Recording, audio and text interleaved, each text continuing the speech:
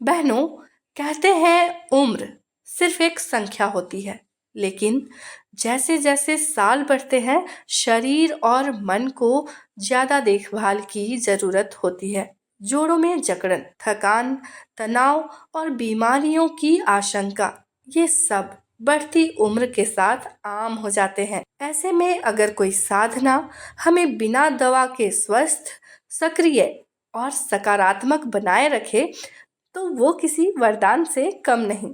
बहनों, योग जो न सिर्फ शरीर को लचीलापन देता है, बल्कि मन को भी शांति और आत्मविश्वास से भर देता है। आज हम बात करेंगे कि बढ़ती उम्र में योग किस तरह जीवन को आसान, संतुलित और आनंदमय बना सकता है। बढ़ती उम्र में योग के लाभ, इस विषय पर बातचीत करने के लिए आज हमारे साथ जुड़ रहे हैं विशेष अतिथि, योग रत्न सम्मान से सम्मानित योग और प्राकृतिक चिकित्सा विशेषज्ञ आचार्य प्रहलाद भगत। आप वृक्षासन में Guinness book of world record holder भी हैं। नमस्कार आचार्य प्रहलाद जी, आपका बहुत स्वागत है हमारे कार्यक्रम गृह लक्ष्मी में।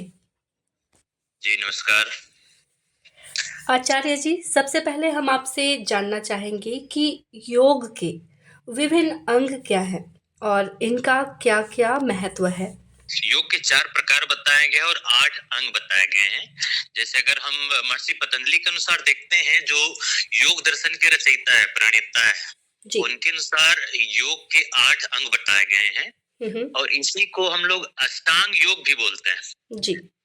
और ये जो अष्टांग योग है वो न्यूनतम कोटि के 2 योग साधक है, जैसे जो सामान्य जीवन यापन करते हैं जो हम लोग हैं, उसके लिए ही बनाया गया है। सरल तरीके से योग को कैसे अपनाया जाए उसके लिए, जिसमें आपका आता है यम, नियम, आसन, प्राणायाम, प्रत्याहार, धारणा, ध्यान, समाधि।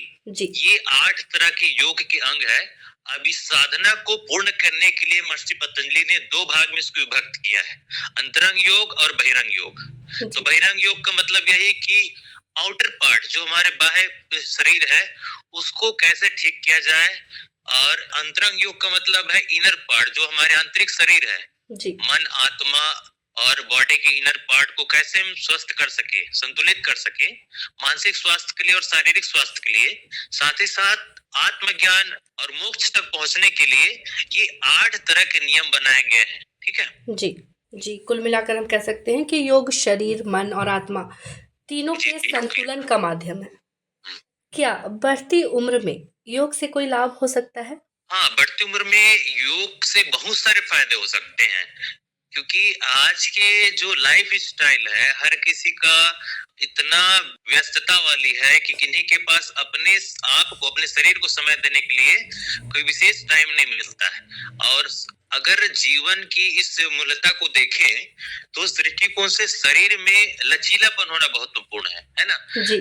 अब यह है कि शरीर में लचीलापन, संतुलन तथा ताकत बढ़ाने के लिए साथ ही साथ जितने भी हमारे ज्वाइंट है, आजकल किसी को देखिएगा कि ऑफिस बैठे हैं, बैठ के वर्क कर रहे हैं तो उनको गले में प्रॉब्लम है, कमर में दर्द हो रहा है, घुटने पे दर्द हो रहा है, तो जोड़ों के दर्द को कम करता है। साथ ही साथ जो हृदय और हमारे फेफड़ा है, हमारे जो इंटेस्टाइन सिस्टम है, सर्कुलर सिस्टम है, जितने भी हमारे बॉडी के पार्ट है, ऑर्गन्स है, उसको सुधारने के लिए हाँ, ये बढ़ती उम्र के साथ बहुत आवश्यक है योग। और सबसे ज्यादा जो प्रॉब्लम है आजकल डिप्रेशन का, चिंता का, जी, तो मानसिक तनाव और चिंता को कम करता है योग, और हमारे हड्डियों को, हमारे शरीर को स्वस्थ और सक्रिय जीवन देने में बहुत मददगार है। जब योग के इतने लाभ है तो ये जानना भी जरूरी हो जाता है सर कि बढ़ती उम्र में योग शुरू कैसे करें। उम्र बढ़ने के साथ योग करना क्यों इम्पोर्टेंट है, क्योंकि बढ़ती उम्र में योग शुरू करने के लिए हमारे इस जो शरीर के अंग है वो क्या होता है कि जैसे जैसे हम बढ़ते जाते हैं ना, वैसे वैसे शरीर शिथिल होती जाती है,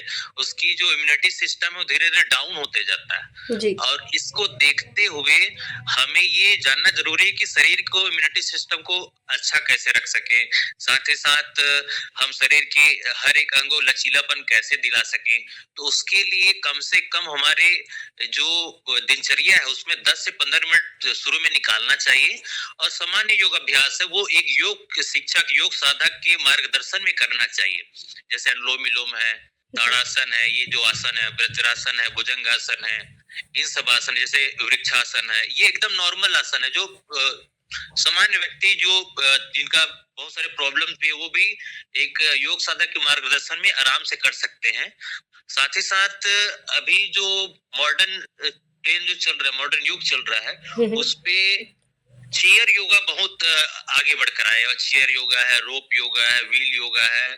तो ये चेयर योगा जो है ना, ये ऑफिस पर्सन के लिए बहुत ही कारगर है। तो आप ऑफिस में बैठे बैठे भी, अपना चेयर में बैठे बैठे भी बहुत सारे आसन है, बहुत सारे क्रियाएं हैं, प्राणायाम है, मुद्राएं हैं, उसको आप कर सकते हैं। इससे आपको क्या होगा, लचीलापन आएगा शरीर में, साथ ही साथ मानसिक शांति मिलेगी।